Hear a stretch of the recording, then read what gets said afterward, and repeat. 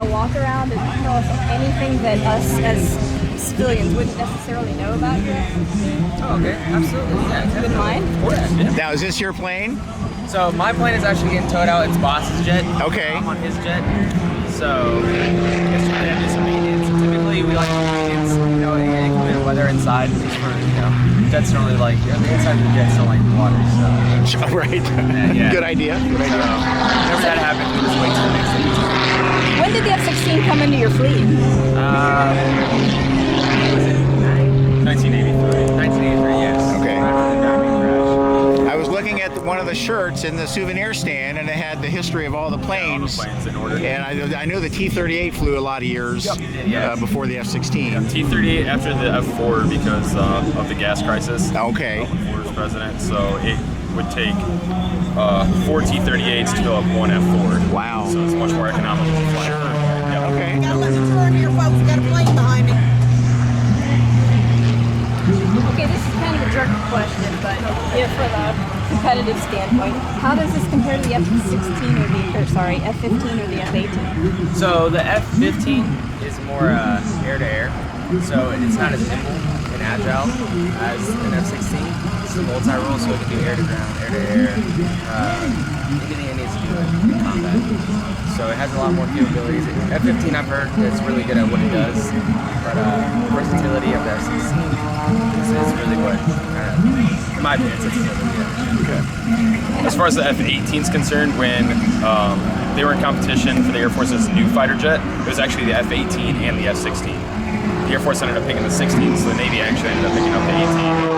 So there's a couple Navy units that actually do have 16s in their fleet as well. Really? Use those for training. Yep. Interesting. Never knew that. Now, I'm really old, so I'm going to show my age, but I think I was in high school when the F-16 came out, and it was General Dynamics at that time. Now it's Lockheed Martin, right? Are they still being produced? They are. They are. I think the newest one we have is still the Block 2, which are all these, but other countries are buying Okay. Block 6s and 7s. So while the F-16 is specialized, if you guys were in a pinch, could you help out with any of the other aircraft here today?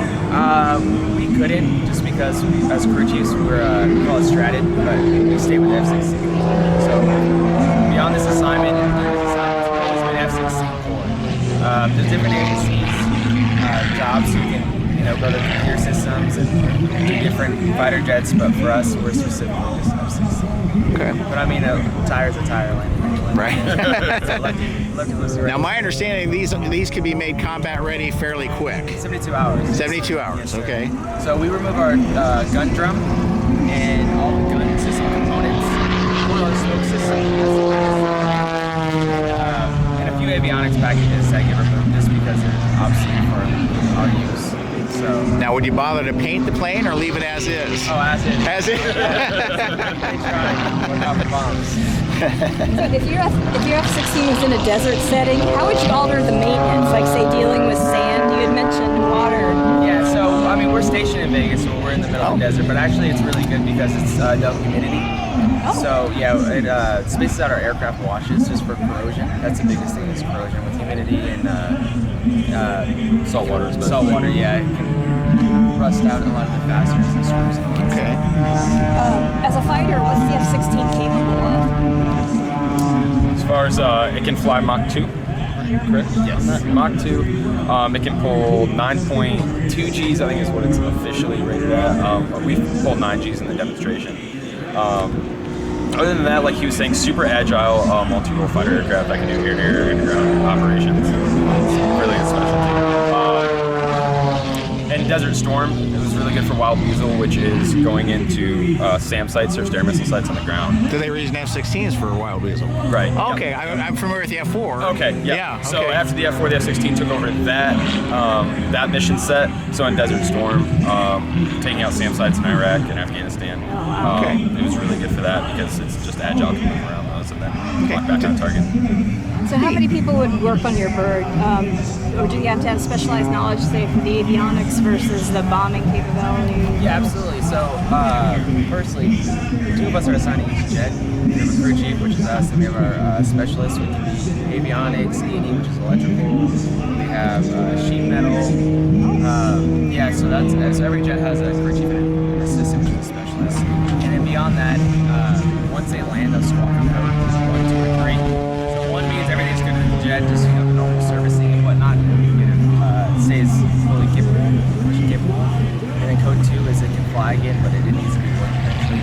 That's code 3 means it's broken. Like whatever is wrong with it, it flies. So depending on what it comes down as, if it's something with the avionics package, it should come out and help. Engines and come out and help, and then the crew chief. We kind of like the catch-all, be-all type of thing. So we got the landing gear, we got the flight controls, we got the hydraulic systems, and then we do overall inspection inside and out. As crew chiefs and as Thunderbirds, what's the best part of your job? It's honestly the engagement. That's what I enjoy. Yeah, little kids coming up asking a million questions, lighting up when it's to jets. It's really cool.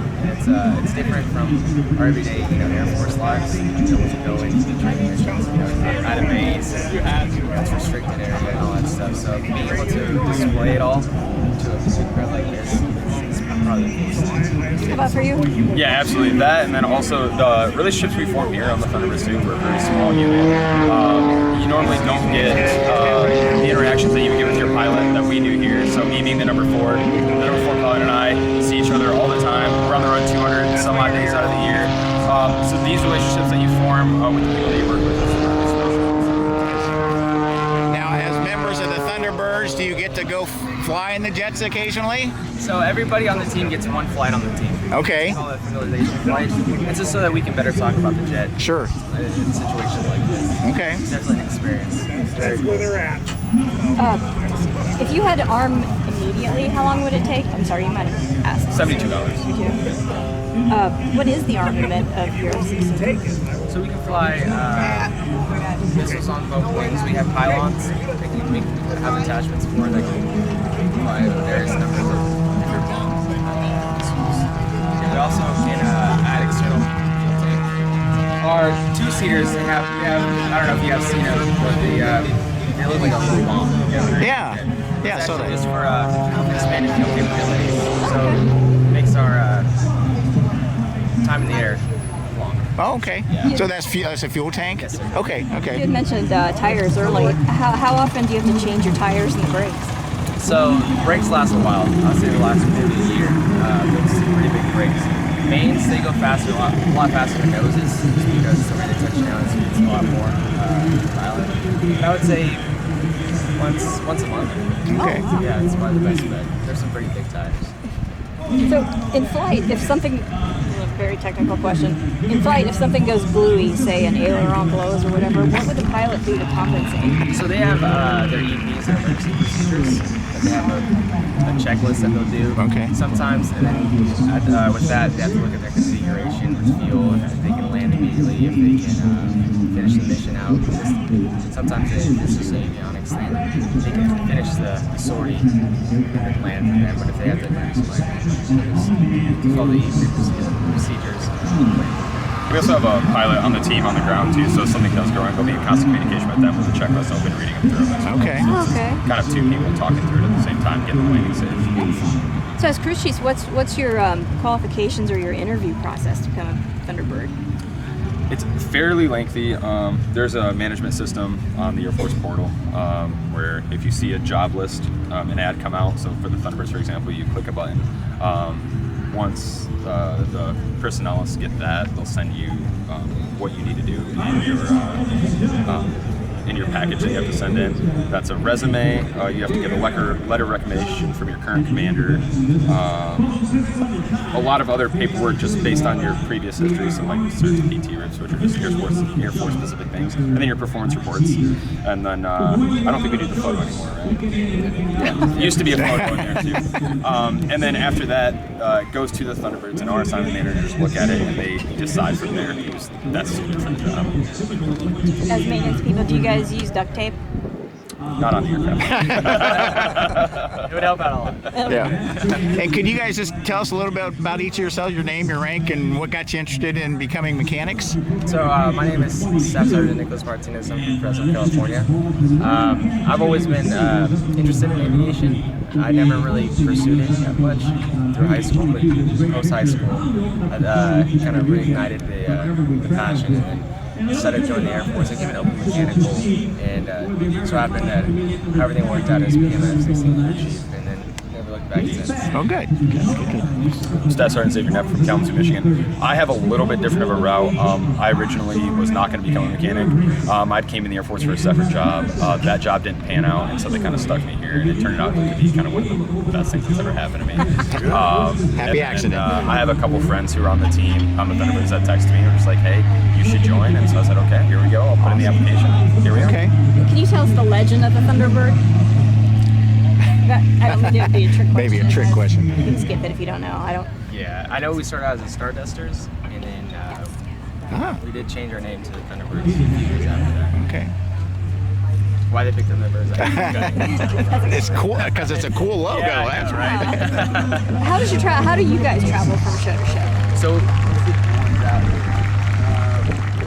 we fly the 317 behind the jets. We load up all of our equipment. Oh, wow. This one. Yeah.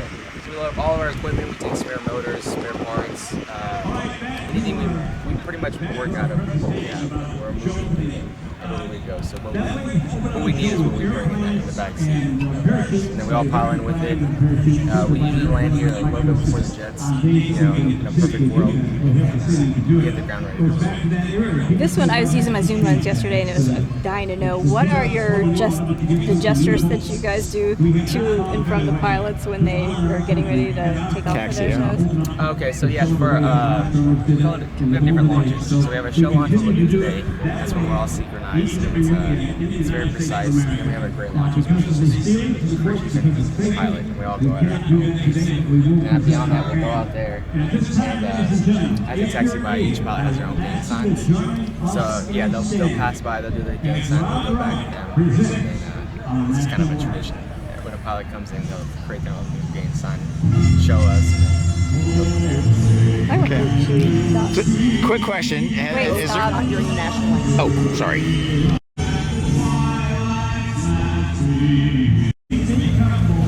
Sorry about that.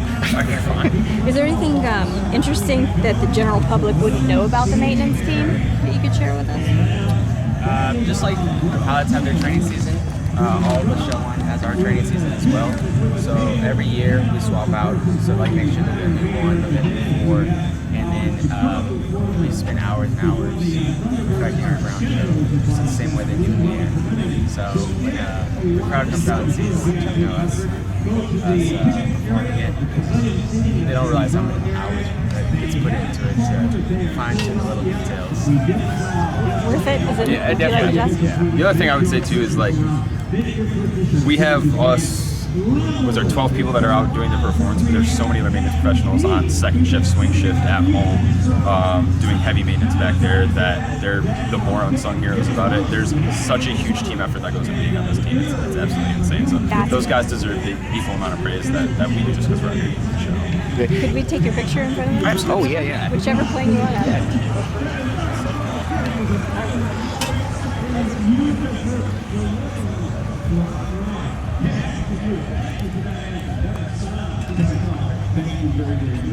You guys have done this before. Okay. Veronica, could we get you? Oh. Thank you guys so much.